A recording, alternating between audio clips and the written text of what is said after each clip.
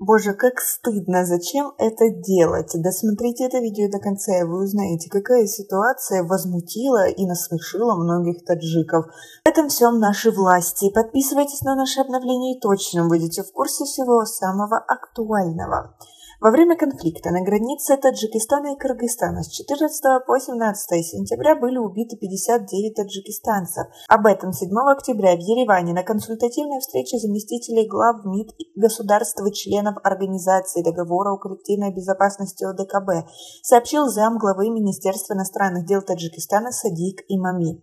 Как отмечалось в опубликованном 8 октября на сайте МИД Республики информации, Имами представил коллегам подробную информацию о последствиях конфликта на границе. С 14 по 17 сентября 2022 года были убиты 59 граждан Таджикистана, 234 человека получили тяжелые ранения, разрушены 296 объектов гражданской инфраструктуры, в том числе 3 школы, 2 медучреждения и 3 мечети, говорилось на сайте ведомства.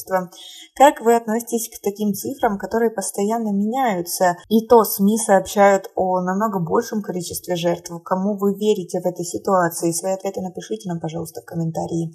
Однако, через некоторое время данные о потерях таджикской стороны пропали из текста информации на сайте МИД Республики Таджикистан.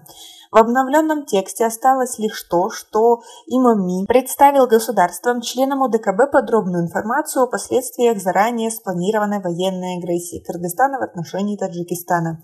Почему ранее опубликованные данные исчезли из текста в МИД Республики Таджикистан, отказались комментировать. На этой же встрече первый замглавы МИД Кыргызстана Нуран Ниязалиев призвал запустить механизмы ОДКБ, которые позволят не допустить вооруженных конфликтов между членами организации.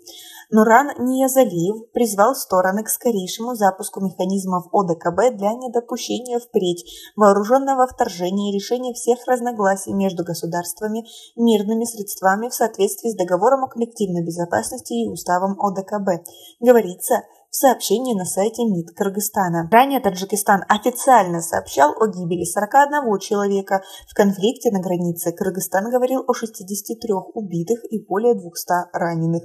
Как вы относитесь к такой ситуации, что они сами не могут определиться, сколько на самом деле было жертв, еще и потом скрывают эту информацию? Ну, действительно, ведь это позорно. Ну, сказали уже, пусть она остается. Зачем это скрывать, удалять? Ведь люди действительно все это видели, и этого уже не изменить. И как вы относитесь к тому, что хотят, чтобы ОДКБ вмешалась в этот вопрос и настроила свои механизмы? Поддерживаете ли вы эту идею? Или никто не должен в это вмешиваться? Таджики и кыргызы, в принципе, сами могут все это решить.